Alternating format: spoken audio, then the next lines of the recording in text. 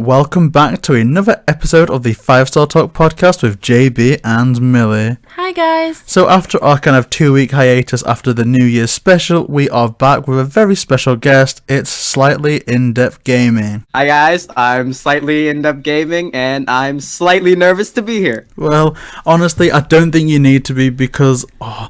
I just want to talk about your channel for a second. It is absolutely amazing. I think I stumbled across it just before the release of 3D All-Stars because I wanted to get people's take on, you know, how Mario 3D games kind of stacked up against each other.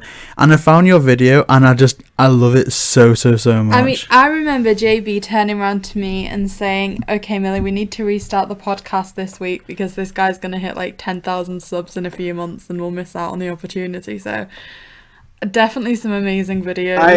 I appreciate the compliments. Yeah, the timing was actually really nice because I had no idea 3D All Stars was coming out, and I had like the video in preparation for like a long time, and then I released it, and then all of a sudden like a couple days later they announced it, and I was like really excited, and then it became the most popular video on my channel pretty much, and a lot of growth happened from there. So yeah, thank you for the compliments. I'm really glad you enjoyed it.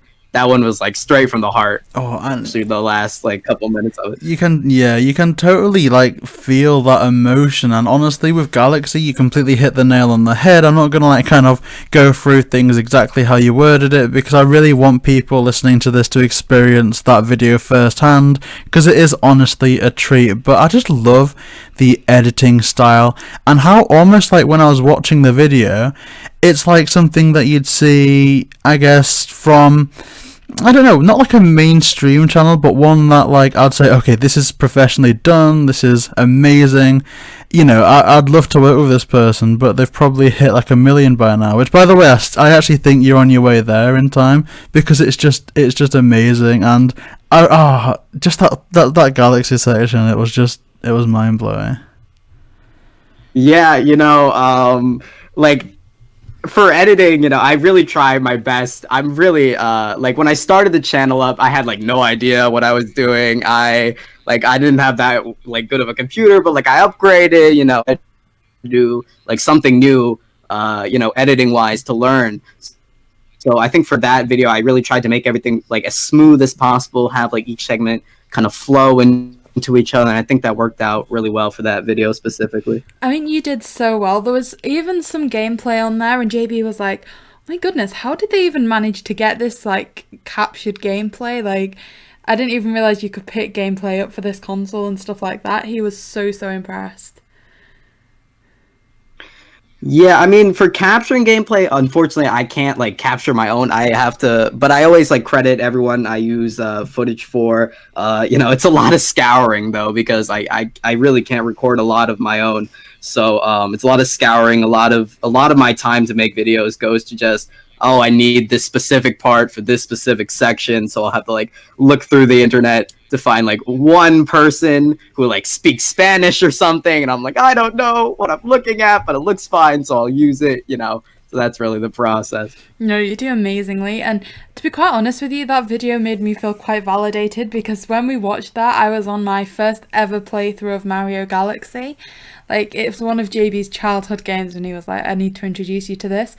And I'd literally just done the level of one of the bosses, and you were like, this one's like the most complex.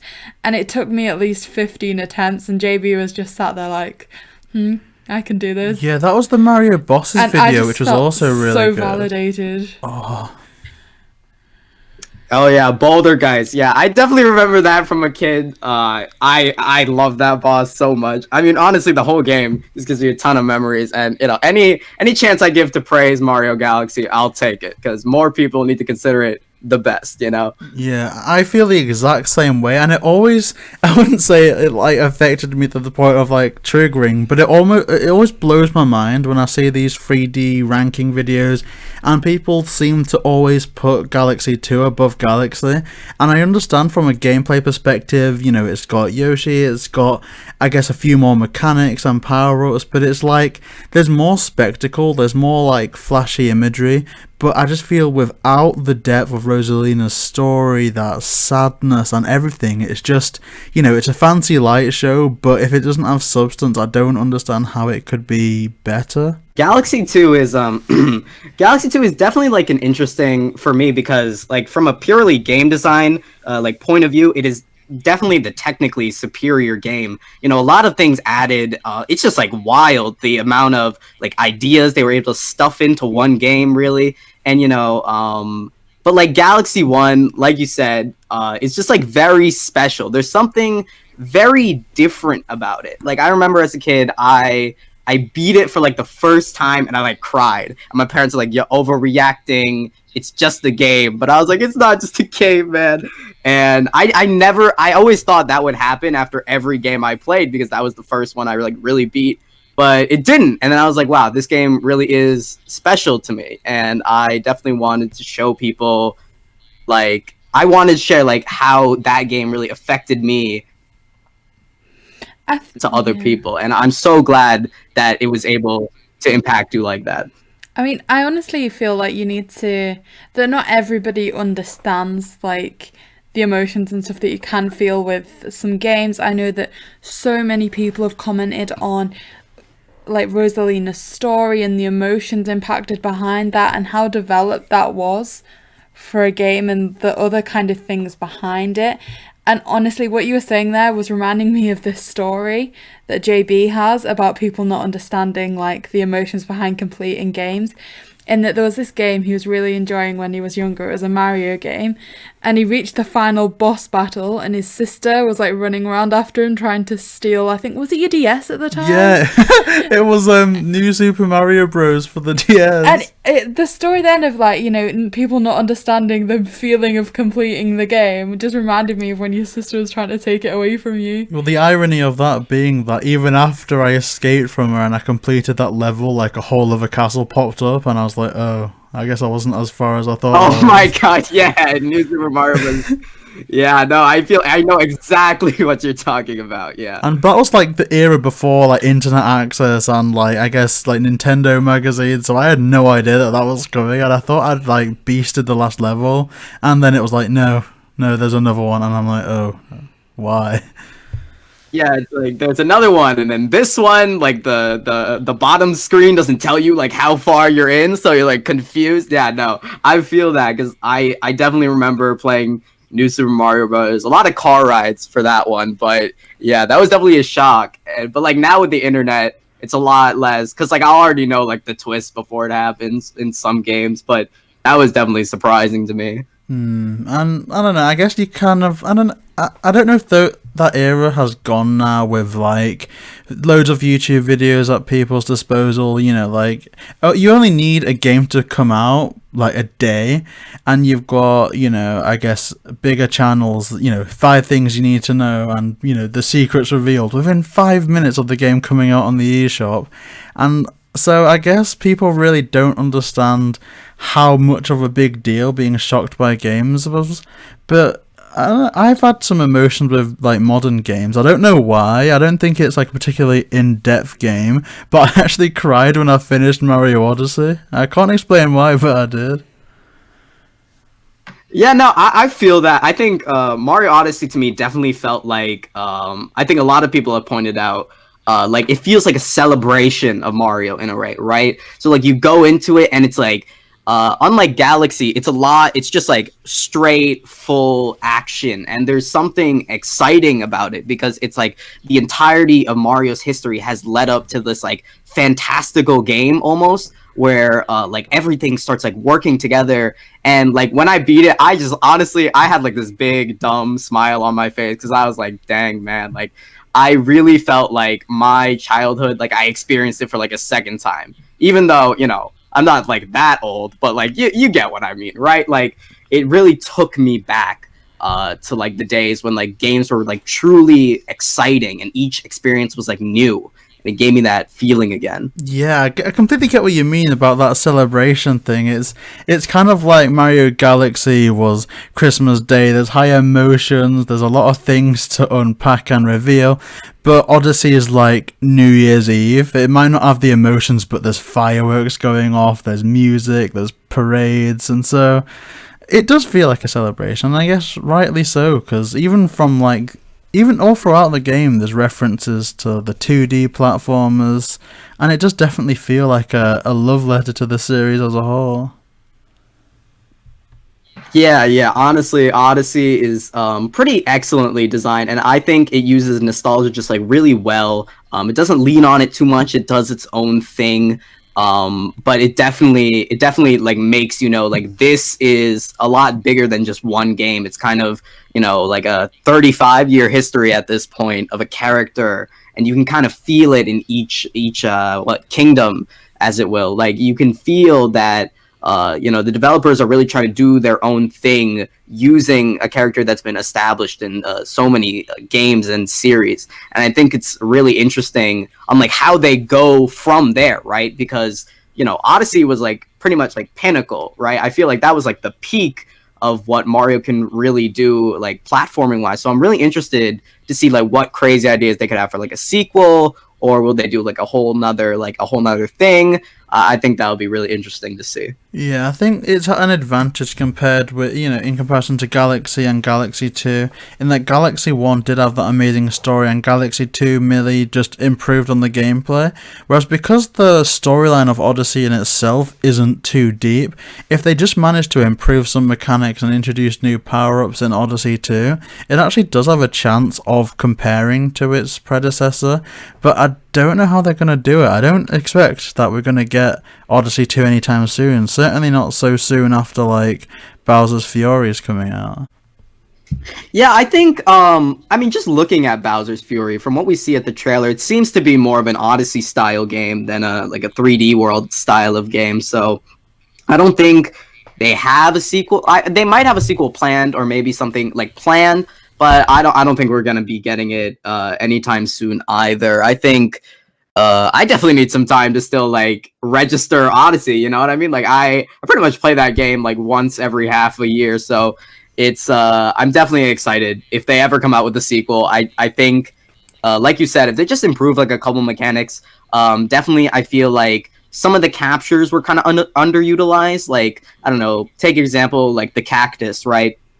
Pretty cool like gag. It's pretty interesting to like capture it for the first time, but like every time you play the game after that, it becomes a lot less novel. Or like the tree, right? It's the same thing, or the rock. So I think like taking those wacky ideas, like okay, what if you could be a cactus, and then taking that idea and actually turning it into a platforming idea, I feel like that's where they could go. Of course, they can always add some new enemy captures. I think Pokios and Goombas were very interesting to control. Being an enemy for the first time in the Mario series, really just having a whole nother move set, I think was really interesting. So, a mixture of those two things could definitely make this sequel a lot more interesting and, yeah, just like a lot more exciting to get into. Yeah, 100%. Like, there are so many iconic enemies that you can just, like, name off the top of your head. Like, you don't get to take over Boos, do you? You don't really get to capture them. I mean, there is pretty much an identical thing in Galaxy that it does act very much like a Boo capture. But to bring that over to an Odyssey sequel would be amazing, especially if you have, like, a whole entire creepy kingdom. I think that would be amazing. Oh yeah, I definitely want to see Ruin Kingdom fleshed out. I think just going there and fighting like some Dark Souls dragon, I think that was cool. But I definitely want to explore like this like weird, like realistic kind of like broken. Really seen something like that before. There's a lot of enemies. I think like Shy Guys could be interesting because the Shy Guys, their whole thing is like they have like the mask on and stuff. So maybe like capturing one and maybe seeing what one like really looks like. I feel like that could be a cool thing to explore. And there is just a lot of iconic enemies that haven't been capturable yet. I don't think that you could capture Koopas, right? I'm not sure on that, but I don't think you can. I think you can capture a Hammer Koopa, like the Hammer Bros, but I don't think you can capture an actual Koopa. Right. So I think that could be another interesting one. Maybe bring Lakitu out of like fishing spots and bring him around the level. I think that could be really interesting for a sequel. But yeah. Oh, one thing I would love is an entire jungle rainforest kingdom and you capture Donkey Kong to kind of climb up trees and swing on vines. I think that would be awesome. Amazing.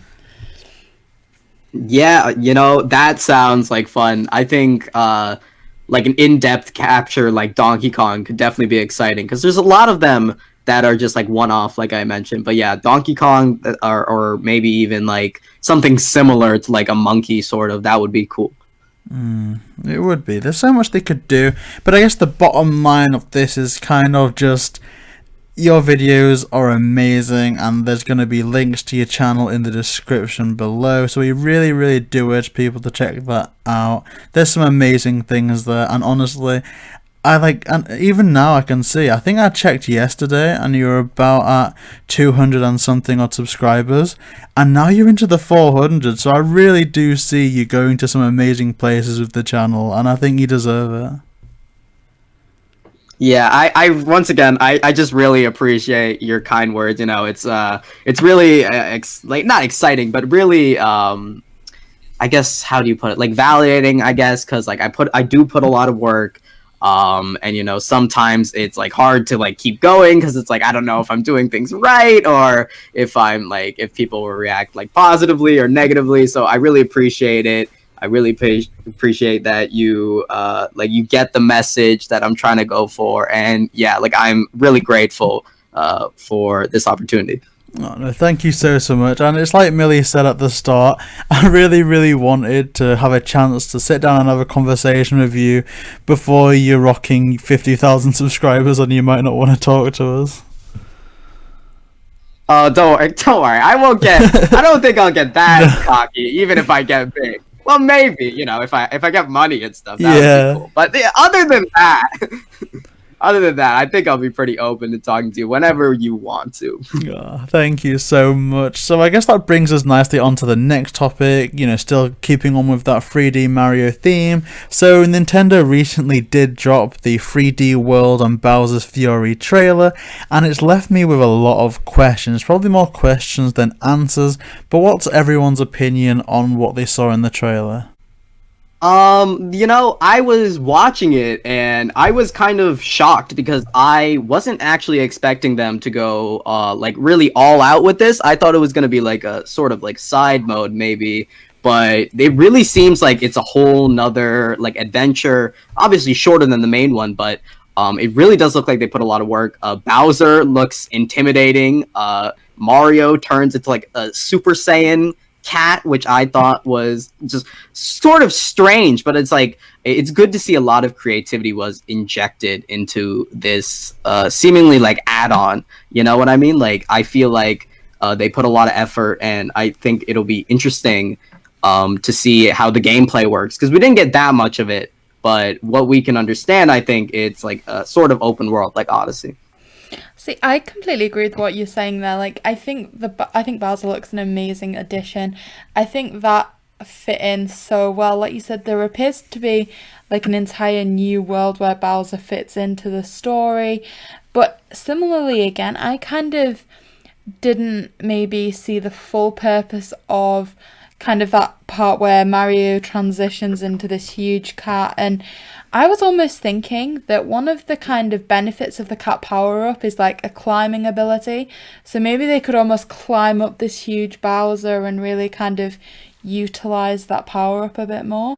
So I'm kind of interested to see how that kind of works in and negotiates with the kind of end battle. Yeah, and like from the looks of the trailer, I'm not sure of this, but it seems like Bowser coming out is like a regular event. So I'm not sure if they want you to defeat Bowser every time, but if this is like, my one concern is that, you turn into huge Cat Mario once, and then like you see the cinematic and it's cool, but like what happens when Bowser comes back again? Do you have to fight him again? Do you have to see the same cinematic over and over again? Because, it's going to be a Mario game, so I'm assuming it won't be that challenging to take him out. So just watching like that repetitive cycle and him just kind of interrupting your exploration, I don't know how that's going to be balanced. I mean, my kind of theory, looking at the trailer, is that we are only going to get access to that kind of big Cat Mario once, and obviously I think Bowser, like you say, is gonna pop up in like, I don't know, every 10 minutes or something, or every, you know, those little what looks like shine sprites in the world.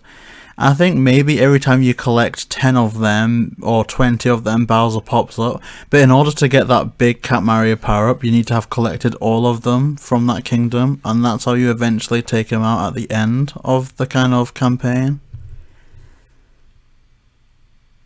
Yeah, I think that would make a lot of sense. I feel like that should be the way it is. I maybe like because it could be interesting. Like while you're gathering, now you have to avoid him, right? Instead of fight him, you physically can't do anything against him, and then finally, you collect everything, you come back, and you take him out, which I think would be very interesting.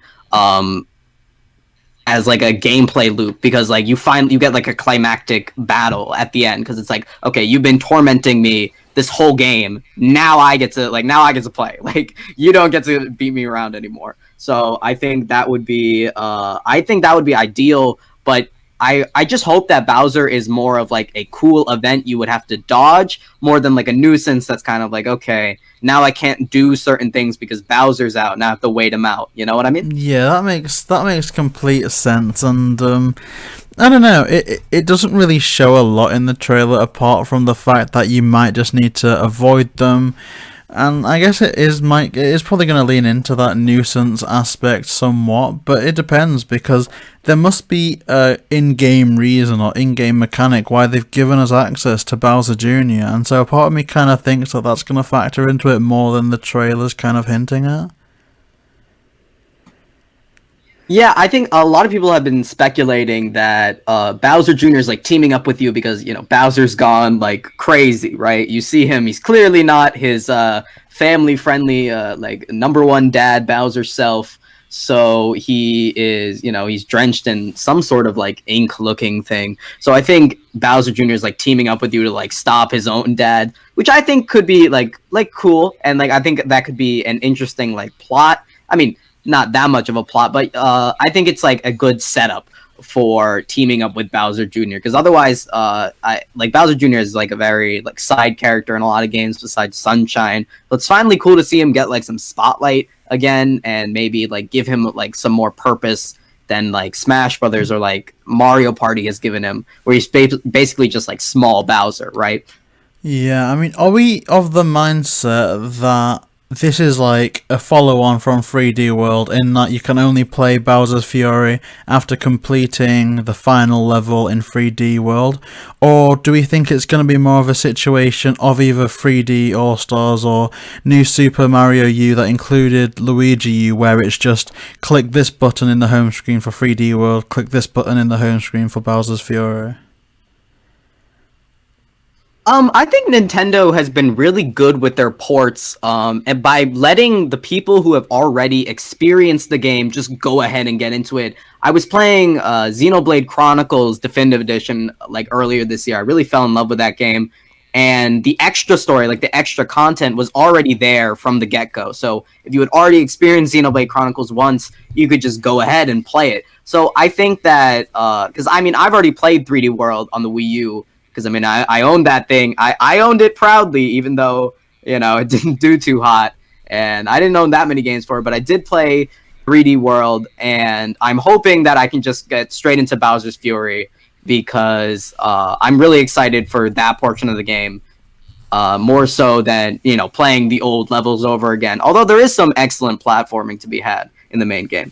Yeah, I have a lot of fond memories of that. I love the Wii U so much, and I really miss it, and I did like 3D World an awful lot. I love the music, the aesthetic of it all, so I'm looking forward to seeing how Bowser's Fury kind of elevates it a bit, and it does very much seem like a more Odyssey-style game, but I don't know. I don't know what to think of the trailer. Again, there's a lot of questions to be had, but I'm really excited for it. And it's not long till it comes out, right? I think it's only, I think early February.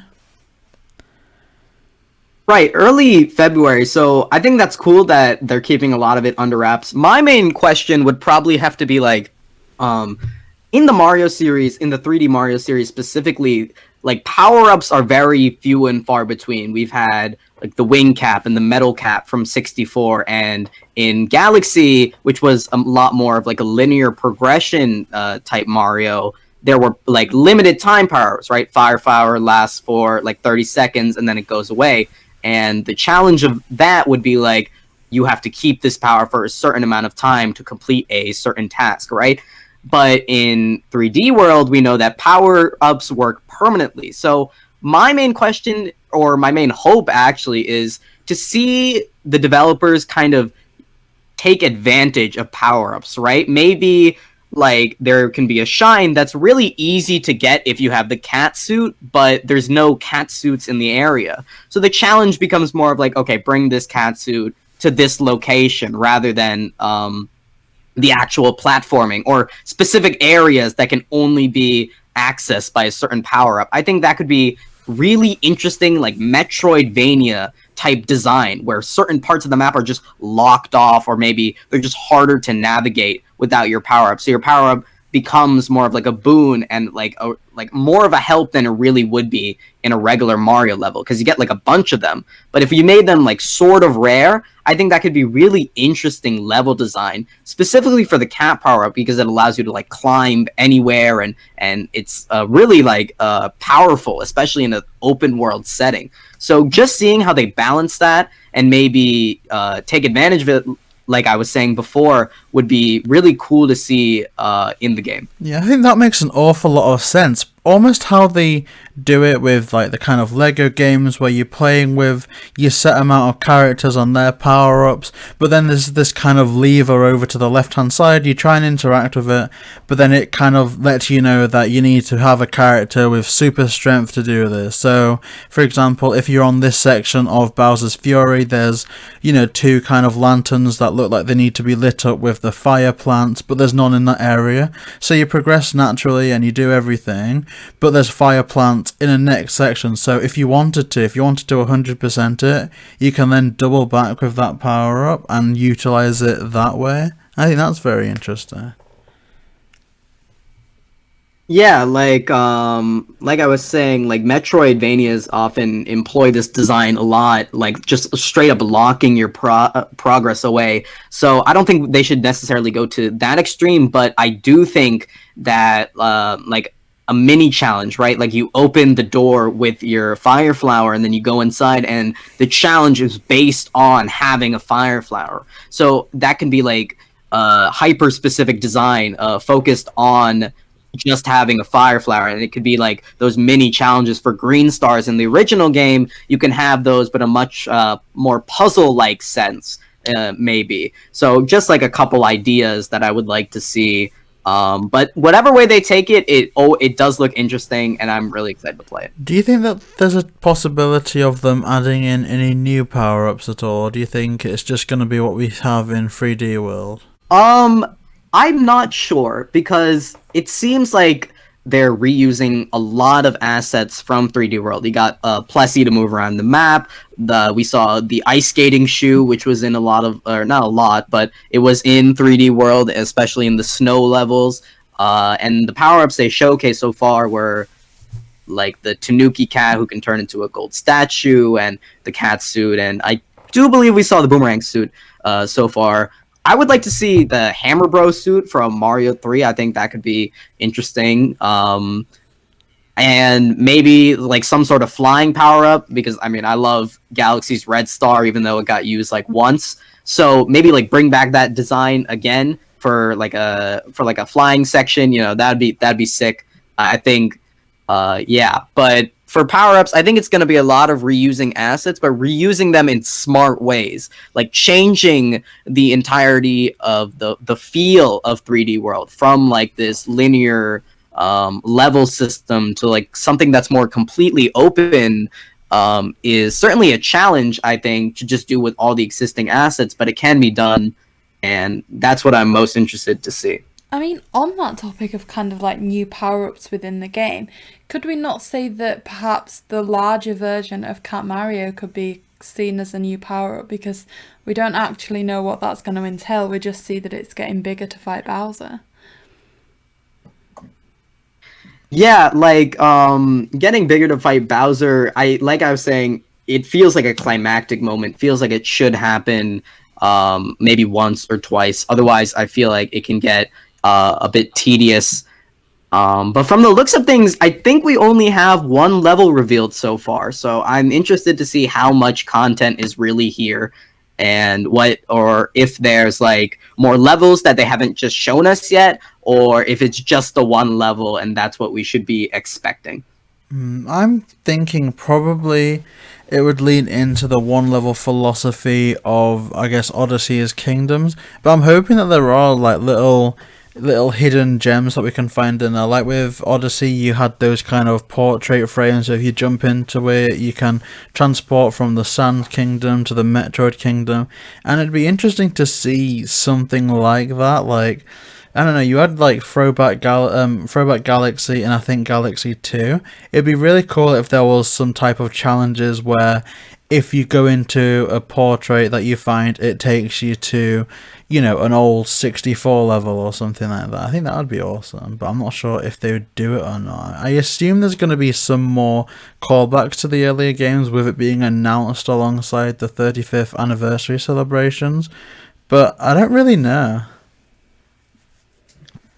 Yeah, just revisiting the old Mario games with a new set of power ups. I think like a new set of power ups, not really a new set of power ups, but more like the new set of movement, really, because 3D World's movement was just tailored for the linear level system. So there's the long jump is really neutered. The rolling is also very. I'm not sure if you can roll. I think you can, but it's also very slow, right, compared to Odyssey or 64. So just like I'm also willing to, like, if they were to bring you back to an old level, like just traversing it, but the challenge is now, oh, Mario doesn't move as free. I think that can be a really cool way to do like nostalgia and throwback without being direct and being like, okay, here's like Bob on Battlefield over again, but this time everything's in HD, and I'm like, okay, great, but I've already played this like 3 separate times, so I feel like it'd be cool to maybe take the strength of 3D World and turn it into a weakness if they were going to do throwback. Like, that would be an interesting idea to see. Yeah, I think that could be really interesting to see. And just like, obviously, it's coming across quite clearly that you have a really good understanding of the initial game when it was on the Wii U. Do you have any kind of concerns over controls and stuff that, like, I know that in terms of some things with Galaxy, JB's found it particularly difficult with Joy-Cons, that sort of thing. Do you think that there's any kind of controls that won't lend itself to the Switch as well?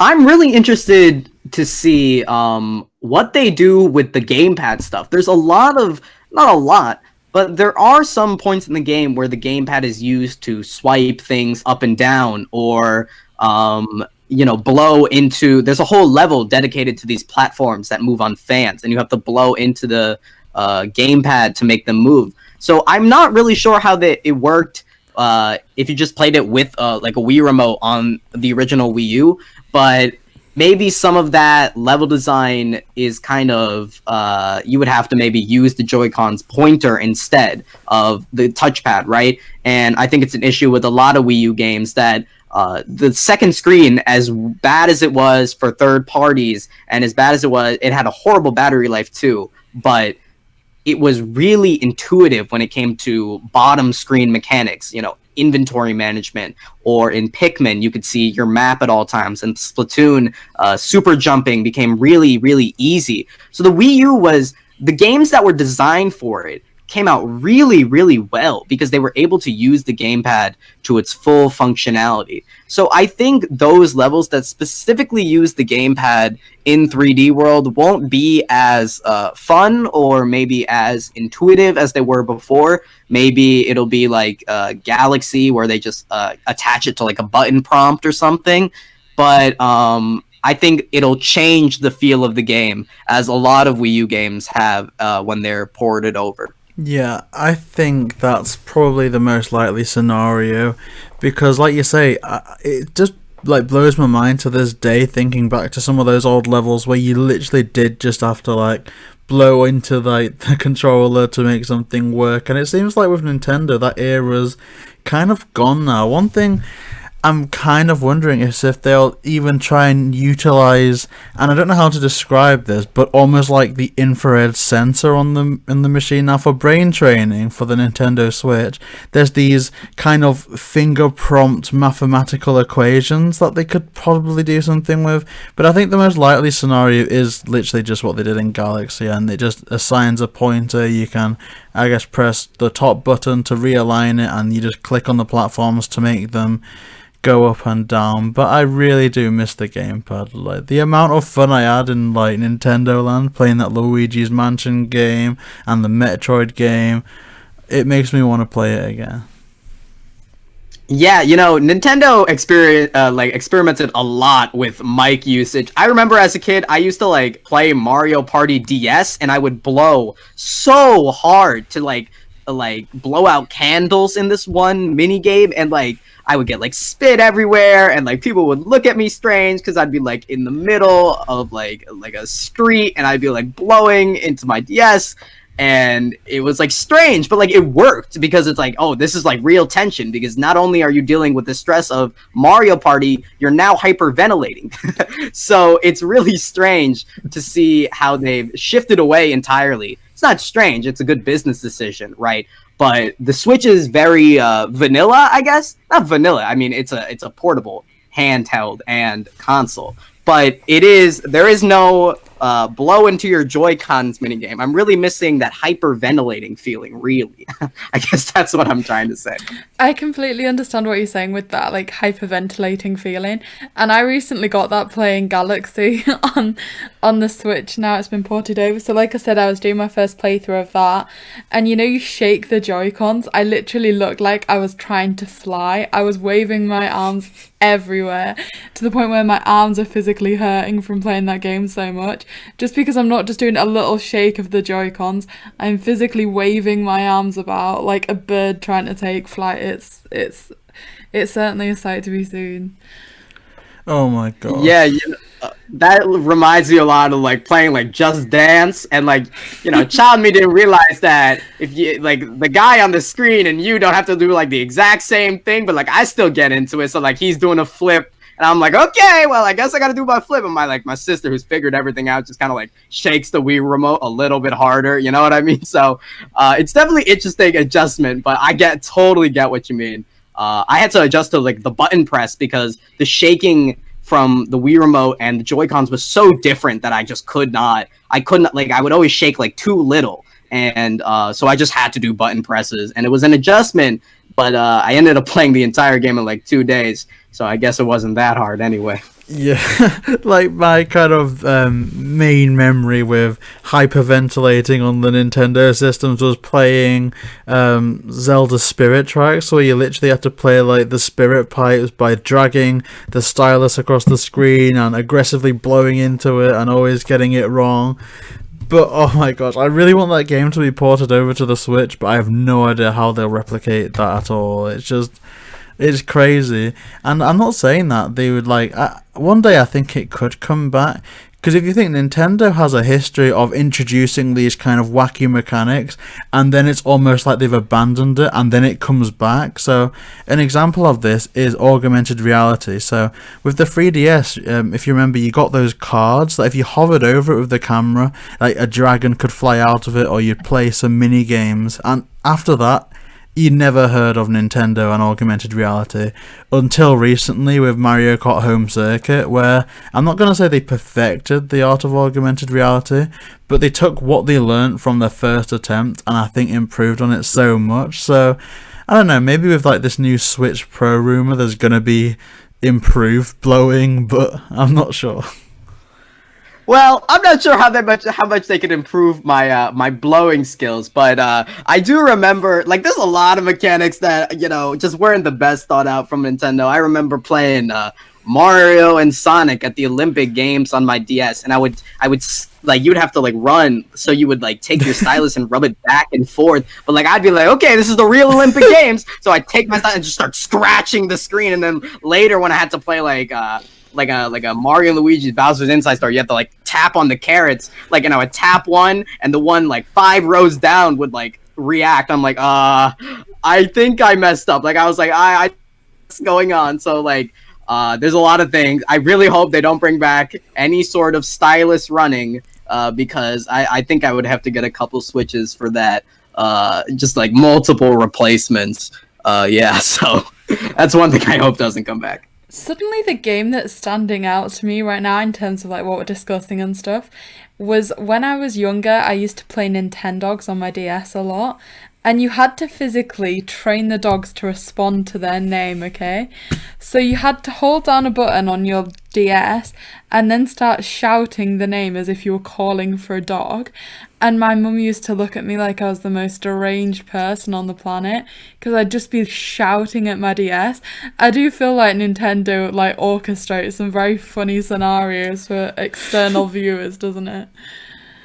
Oh my god. Yeah, like these games are like super hard to like play like secretly, because like, I mean, it's really hard to hide the fact that like you're breathing really heavy, because like the minigame spinner just happened to land on like the candle one again, and you're just sitting there. Your parents are like, "What are you doing?" I thought you were doing homework. I'm like, "Sorry, Mom, this is gym. I just got really into it. I'm sorry." Like, Yeah. so yeah, like I think the DS was a really interesting era. Definitely, probably. One of the really just very solid lineup of games, but very, very interesting experiences to play as a kid. It really was. Like, you had to train these, like, pets, the commands as well. So I'd literally be sat in front of, like, on the sofa while my mum was trying to watch TV, like, spot, sit, lay down, roll over, no, roll over. And you're like, what on earth are you doing? What is this? Yeah, my parents used to get really mad at me because, like, during the bomb mini game in Mario Party DS, I used to, like, I was like, okay, this is a real bomb. I'd be like, oh my god, it's gonna explode. They're like coming to my room, Emma, what is it? Like, oh, what's up? And I'll be like, nothing. Like, yeah, just like, just a virtual bomb. Don't worry about it. Like, and they would get really concerned. They'd be like, okay, but like, just don't yell that, you know? So it's really interesting. Yeah, I love Mario Party DS. I keep talking about it, but like, that's like the pinnacle of just like break your DS to win, but like, it's worth it when you get to see your friends not on the podium. So, you know, you got to do what you can to win. Oh gosh, 100%. Same with Mario Kart as well. I remember I used to play Mario Kart with my younger brothers so much, and just the amount of screaming and shouting that would occur would just send my parents absolutely crazy. They'd be coming down, like, telling us to close the door, and then it wouldn't even make a difference, because every time one of us got hit with a blue shell, we just started roaring at each other. They literally moved your Wii to the furthest corner of the house away from them just because you two get that loud playing the game. Yeah, it was crazy. It was crazy.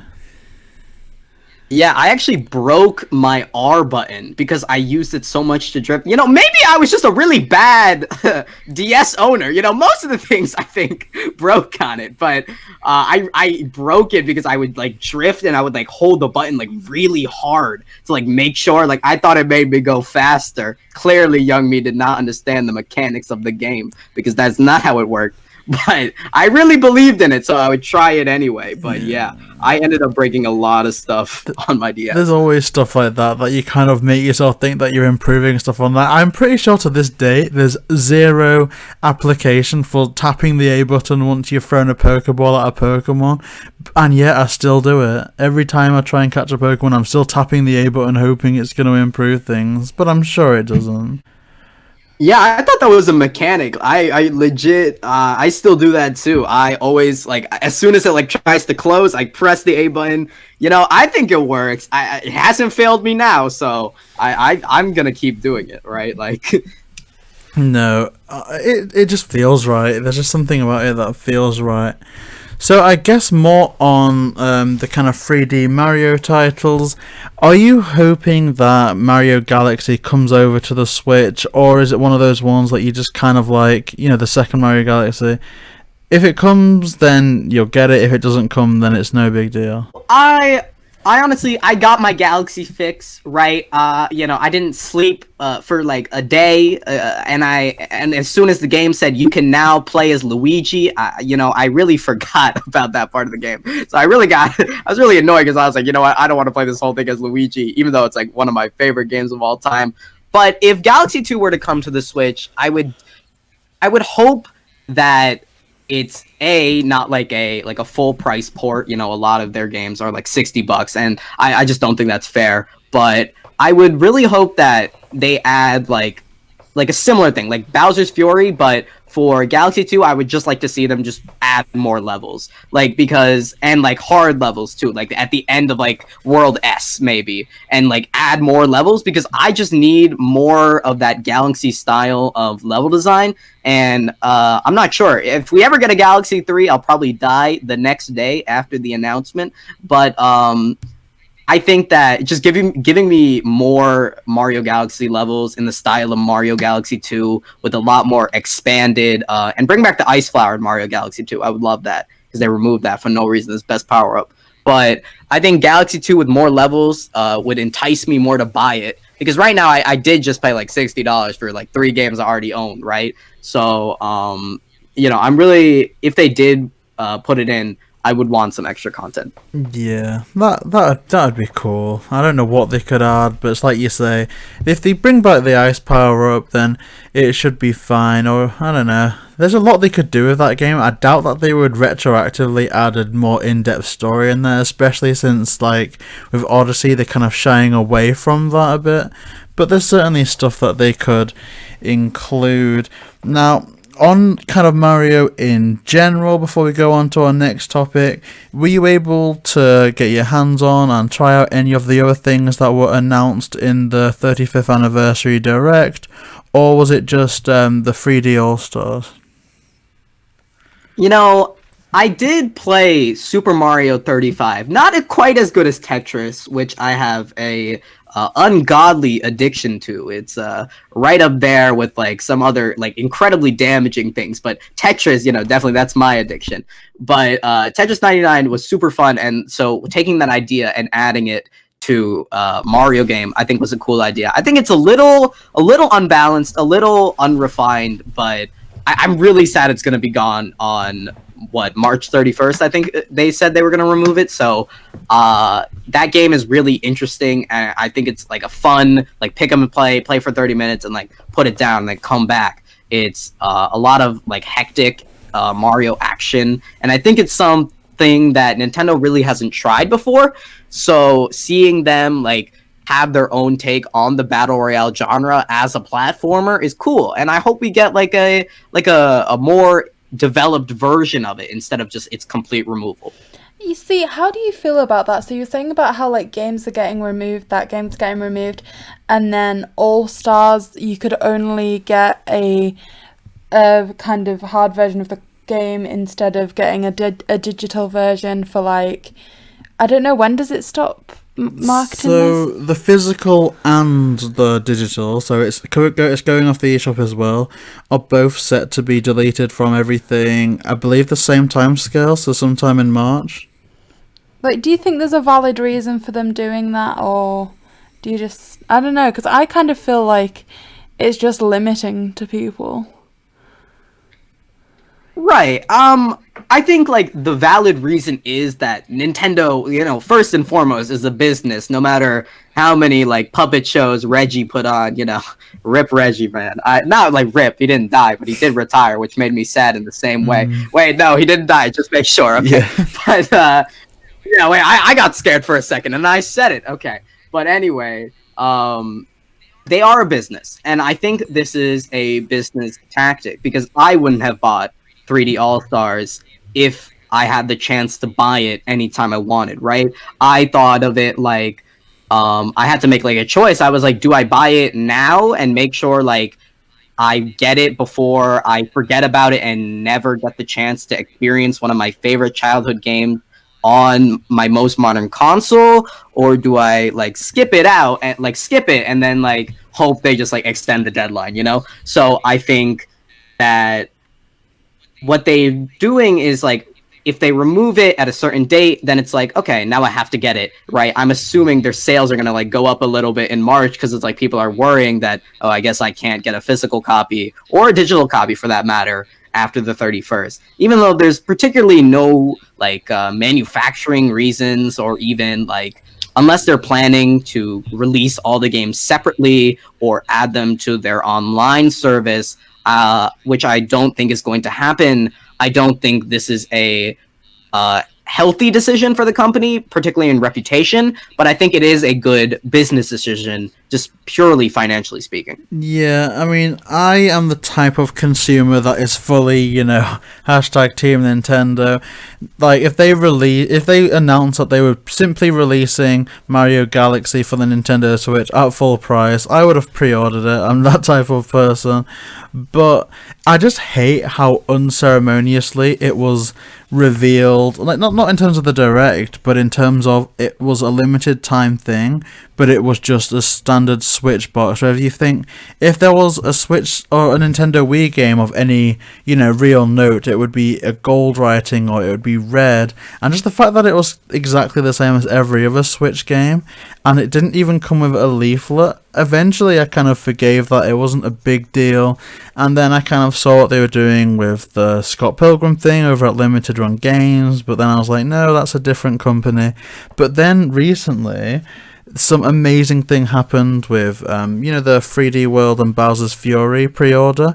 I pre-ordered that a while ago, but they announced after the trailer, once all the artwork was out there, that with the pre-order they were doing, at least in the UK, an amazing steelbook case, a magnet set, and I think even like a little keychain with that. And if they can do that for 3D World and Bowser's Fury, I don't know. If they were going to make it limited run in terms of 3D All-Stars, I really do wish that they'd given us something that meant, okay, this justifies why it's limited. They've made it special. And even Paper Mario the Origami King had a huge kind of pre-order kit with it where you could get all the origami sheets, there was fridge magnets. There was just so much. Yeah, and Pikmin, which isn't really that popular, had like a coffee mug and things, or like a flask. So for this game to be kind of really reminiscent of the Mario's 35th anniversary, you'd think there'd be some kind of memorabilia to go with it. And it's not that they don't even have the memorabilia to like distribute. They released, Mario 64 posters, Mario Sunshine posters, and Mario Galaxy posters as part of the My Nintendo reward system. They've got T-shirts, which I guess you can't really expect them to make that part of a pre-order bonus, but they have T-shirts, but they decided to make them exclusive to the New York shop. So it's not like they didn't have any 64 or Galaxy merchandise to kind of throw in with it, even if it meant bumping up the price a bit. It was just nothing. Yeah, like I remember buying Kirby's 20th anniversary collection, and like they give you everything. They gave you like a disc and like a disc of music, and along with the game, there was like 3 of the like Kirby anime episodes like on it, and I remember like watching them over and over because I thought those were the only 3 that were like ever existed. So I would just watch those. I'd be like, wow, this isn't very good, but because the story was just not there. But I certainly watched them a lot. And, I thought that was a really well done collection. I just went back and played some of it around the time 3D All-Stars got announced. And I was like, wow, this is really well done. This is a celebration of Kirby's like 20 years. Like, it feels like what 3D All-Stars should have been, right? But I think we can excuse it a little bit because I do remember that the Olympics were supposed to be this year, right? 2020 at least. But that world-ending virus thing came out, bad release. But anyway, so I think that Nintendo was probably planning something around the Olympics because Japan was very excited, definitely showing a lot of their culture in the early stages of them being announced to host the Olympics. So I think Mario would have had a big presence there, and they also opened that Mario theme park. So I think that's where the real celebration of Mario really would have been. But unfortunately, things didn't turn out that way, and instead we only get like 3 ports, which I'm fine with because I got to play them, but at the same time it does feel a bit lazy. It doesn't feel like a real celebration of Mario, especially because they didn't add Galaxy 2, I guess, because I feel like that would have helped them just a little bit. That's actually a really good point, and I think that's something I forget about a lot, and I think a lot of people as well, that you kind of have to sympathize with Nintendo to an extent that this is their kind of flagship character, and for all there's some stuff that they could have improved, you have to imagine that this, like you say, 2020 would have been a very disappointing year for them, in that they probably would have, they would have had some special event at the theme park, they would have had some like mascots or some parades at the Olympics, and that all kind of just didn't happen. So I guess to that extent, there's probably a lot that they were going to do, but it just, for reasons out of their control, it just wasn't possible. Yeah, and I think at the same time, I think that we should give them some credit, but also like take some away, I guess, in the sense like there's also been a lot of like not like shady, but like sort of like very businessy decisions going on at Nintendo. Particularly the Smash scene got hit pretty hard, and like they started removing. I think they delisted Pikmin 3 from the Wii U eShop, but then they put it back because so many people like were complaining about it. So I think Nintendo was kind of at a really good spot financially compared to where they were at like 2013, which was like when the Wii U kind of flopped and the 3DS wasn't doing like amazingly yet. So I think that now, once they have like all this power, I feel like it's a bit like kind of it's a different type of Nintendo than that we're used to seeing, right? I think that because when the Wii U came out, a lot of people were very attached to their system, right? I'm attached to my system, and that's because like owning a Wii U is kind of different than owning a Switch. A lot more people own a Switch, right? Not that many people own a Wii U. So when Nintendo became this more like homely sort of place, more of like, okay, this is like the group, and they came a lot more friendly. Now I think we're seeing a lot more of a businessy Nintendo, a lot more of this is trying to push a product more than a sort of like a family of systems, which is completely fine. And I think as long as it doesn't start to like decrease the quality of the games they've been putting out, I think it's fine for now. But I think they should definitely start embracing their community a bit more. Yeah, and I guess it makes sense from their point of view. Like, if not a lot of people own a Wii U, you want to be as nice and friendly as possible to that small community you have so you don't lose them. So you make sure that even though it's going to be limited sales, you are selling as many Wii U games as possible. And this has been such a successful year financially for Nintendo, at least, especially because literally the Switch was the most successful console in terms of last year. It's literally going to sell more than the Wii any day now. And obviously there's things, of course we've mentioned that the pandemic negatively affected a lot of their celebrations, but also I think it's a contributing factor to why Animal Crossing far surpassed even, I think, Nintendo's expectations. So I guess for all there's been negatives for them, there's been a lot of positives too. Yeah, that was wild. Animal Crossing really outdid itself. I played New Leaf on the 3DS, and I was like, yeah, this is pretty good. I'll buy Animal Crossing. And then I find out that it's like the second highest selling Switch game of all time. I'm like, I did not know this many people liked Animal Crossing, but I think the quarantine really emphasized that need for kind of like interaction, even if it's just with, a couple villagers here and there. It's kind of like, oh, this is something I can do. I have a lot of free time. Might as well tend to something. You know what I mean? Like, sort of, it's kind of a sense of like, this is something I can do because I have a really like a high amount of time. And Animal Crossing does take a lot of time. There's a lot of things that just take forever, but I think that's the specialty of the game. It's like, well, if you want to time travel, you can, but like you kind of need to take it like day by day. So I think the quarantine really helped in people buying it, because it's like, oh, this is something. It's kind of like taking care of a garden, except there's a lot more animals involved, I guess. But yeah. So kind of linking the two together there, Animal Crossing and Mario. Do you have any kind of thoughts or predictions on the Mario items that are going to be released in Animal Crossing in, I believe, March time? Animal Crossing has always been really good on like crossover items, right?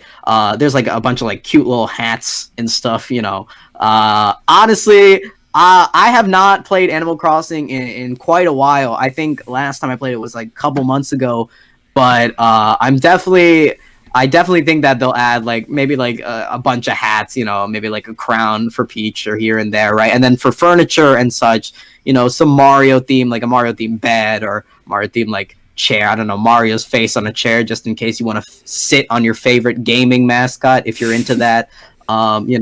There's a lot of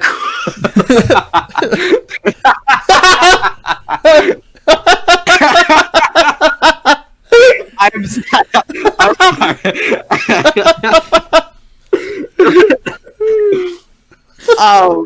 What I meant to say was, in terms of the game design of Mario's chair, very well done by Nintendo. Moving on.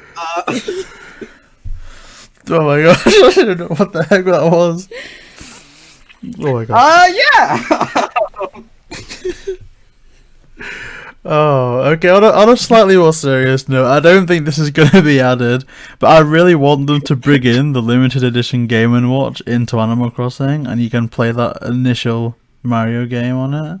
Like in Stardew Valley, you can go up to the arcade and you can play a little mini game. I think that would be sweet. Oh my gosh. Yeah. I think I'm still not over it, but I'll try my best.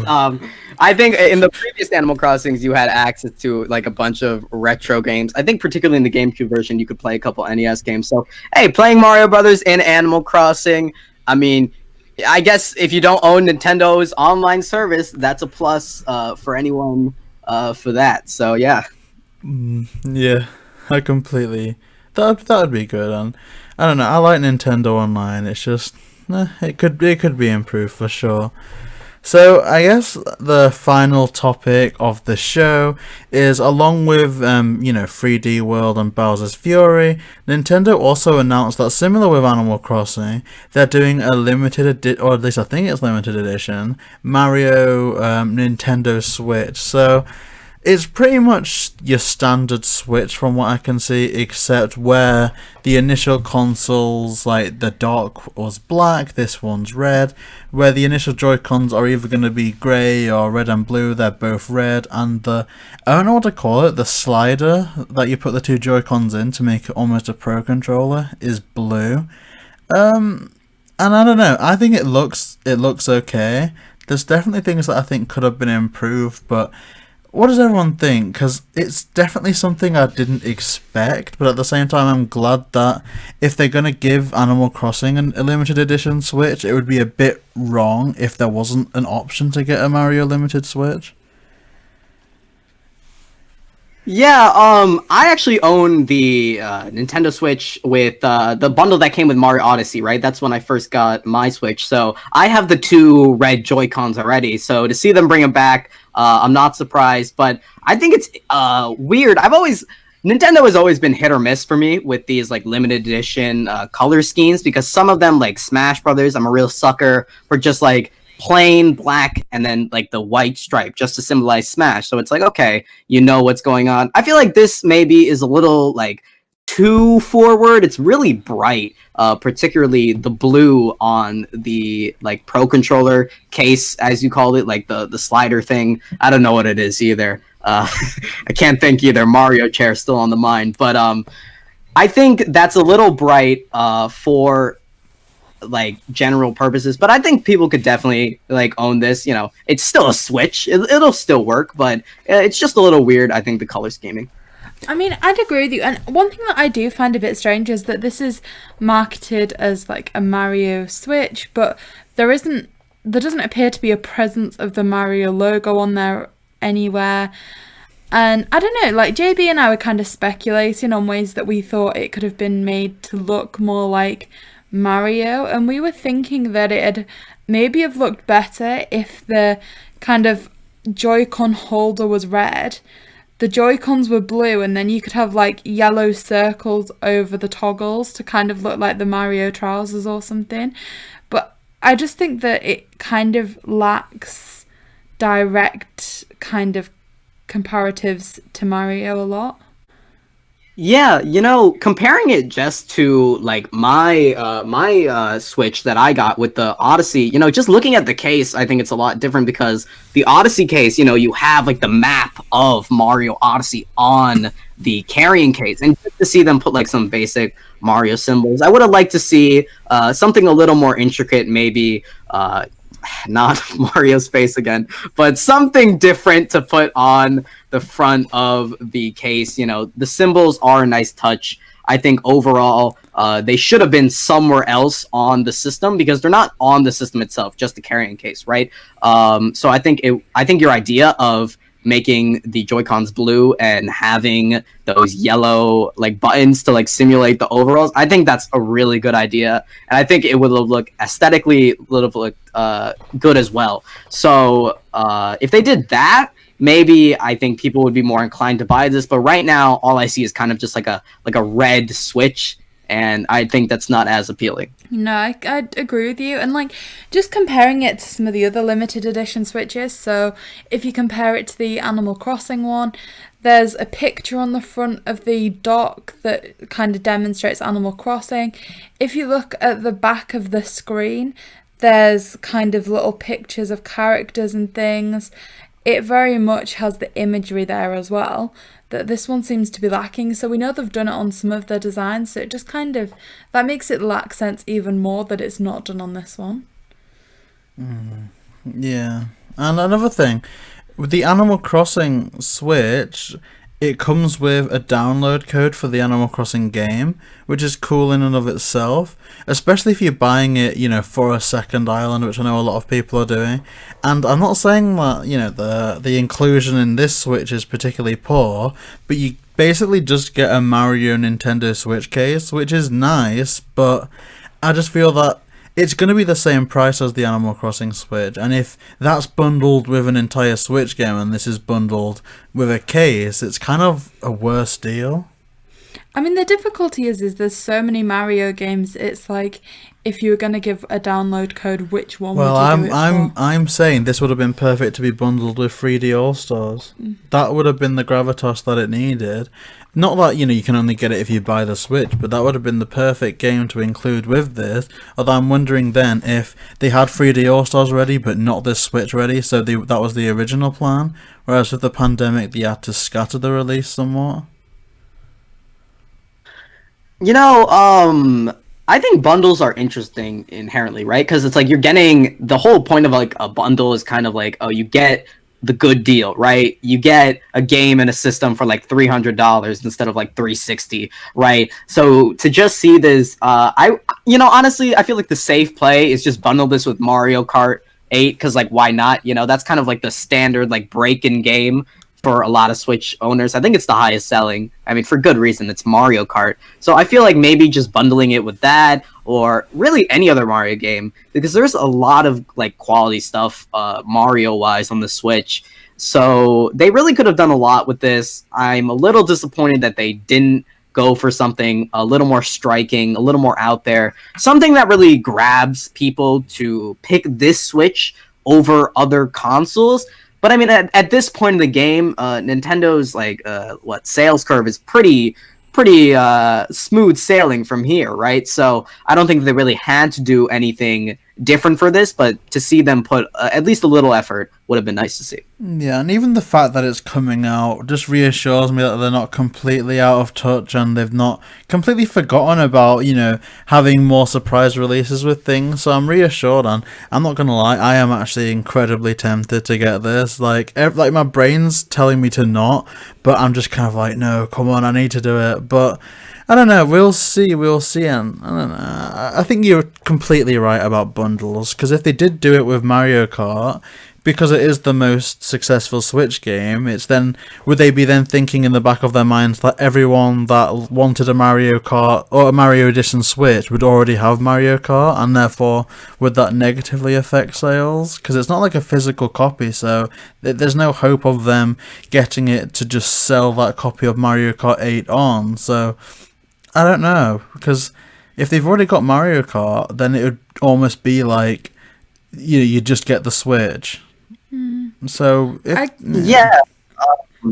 that's interesting, and I think also like the Switch is kind of like picking up, like, because portable Nintendo consoles have always been really interesting, like design wise, because the 3DS, they went crazy. There was like a 3DS that looked like an NES. There was a 3DS with like Majora's Mask on the front of it. So I feel like the Switch has to like pick up the slack, meaning like it is the portable and the console, right? So a lot of these customizable kind of Nintendo brand like character like arts on the front of it, like sort of deal, like that was a lot of like the portable space. And then like with the consoles, it was a lot of just, okay, here's a black one, here's a white one.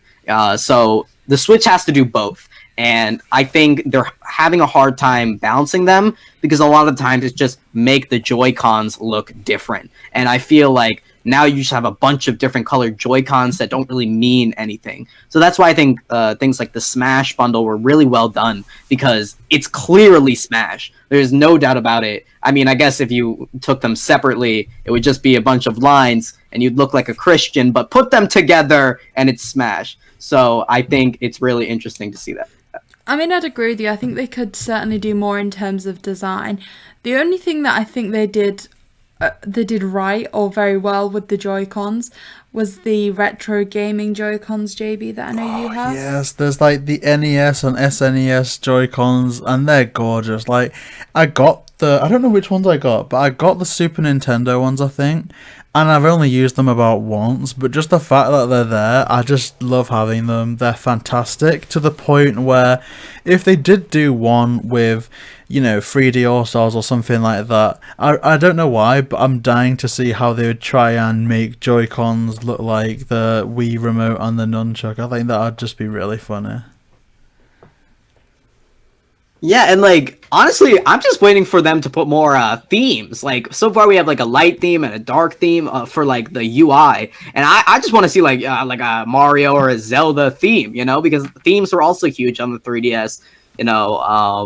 I always use like the blue one because I didn't use money to like buy any themes, but I think just having the option to like have your favorite game as like your background, I think that's like one of the best features, because it's like, oh, this is like, it's more of a Nintendo system. Right now, the Switch's UI feels like very bland. Even the eShop doesn't have any music. How are you gonna have an eShop without any music? You know what I mean? Like, I feel like eShop music is like the thing that Nintendo's known for, because the Wii one was so good. So I think Nintendo definitely needs to step up their game and making the Switch feel like a more personal Nintendo experience. They have the games down on lock, and the concept itself is genius, but I really want to see Nintendo push themselves to make this system feel more inclined with the Wii or the Wii U or the 3DS, which felt like very personal systems. Felt like you could do whatever you wanted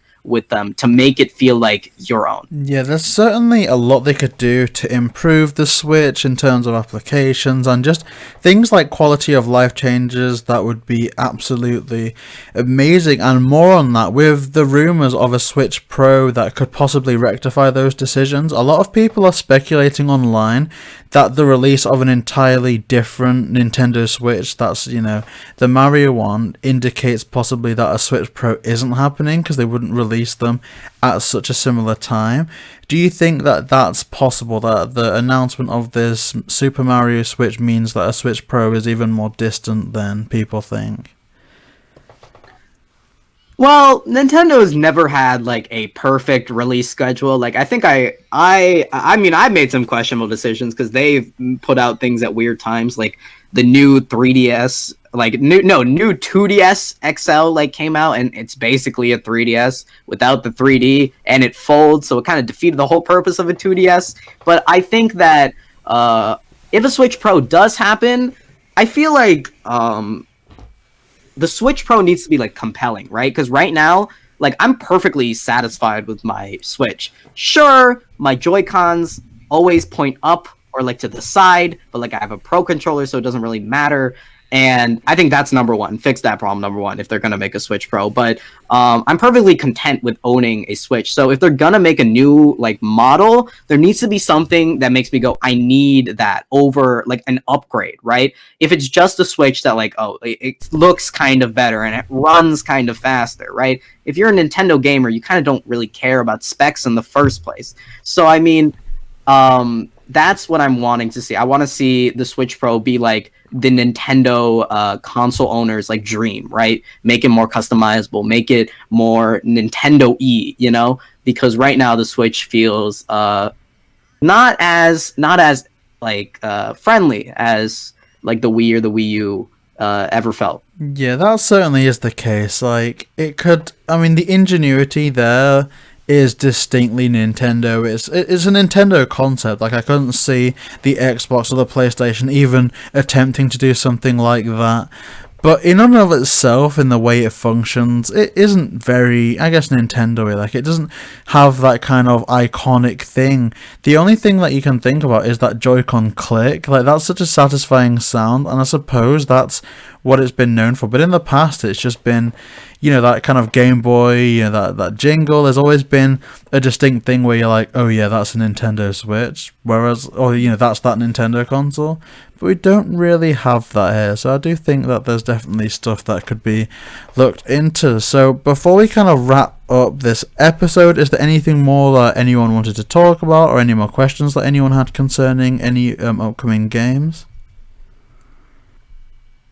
I think I'm good. We covered a lot of what I wanted to talk about, particularly with Bowser's Fury. I'm just really excited to see like power-up based progression in an open 3D Mario game. I think that could be just that's such a good concept, because it really tests you to be like, okay, you can play well, but can you play well enough to bring this power-up to like the other side of the map? Maybe that's not fun, but like I'll still play it. You know what I mean? Like it's interesting game design wise. So I just really wanted to see that. But other than that, I don't really have anything else. I thank you once again for having me. I really appreciate you reaching out and having me on the show. Oh no, thank you so much for coming and giving up quite a bit of your time today, because we really do appreciate it a lot, and this has been a really, really fun episode for us, and I think it's been amazing. So to everyone listening, where can they find you on the internet, and are there any kind of video concepts that you have in your mind for the future that you can tease today? Let's see. So I'm only currently, I mean, under the Slightly name, if you will. I'm only on YouTube. I was thinking about making some other things, but I was like, you know what? I gotta wait a little, grow a little first. So you can find me at Slightly In Depth Gaming on YouTube.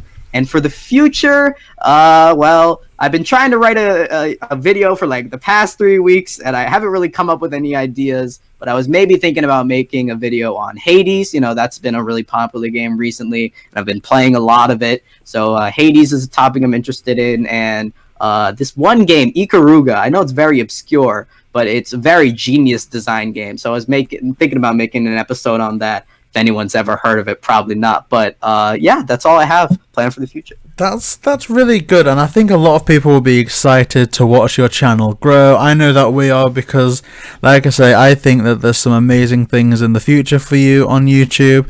So I think that's just so exciting. And again, for anyone that wants to check out your channel, the link to that will be in the description down below. And I do strongly urge you to check out some of your, I guess all your videos are amazing. So just to subscribe to your channel, because it is amazing. So thank you once again so much for joining, and thanks to everyone listening right now.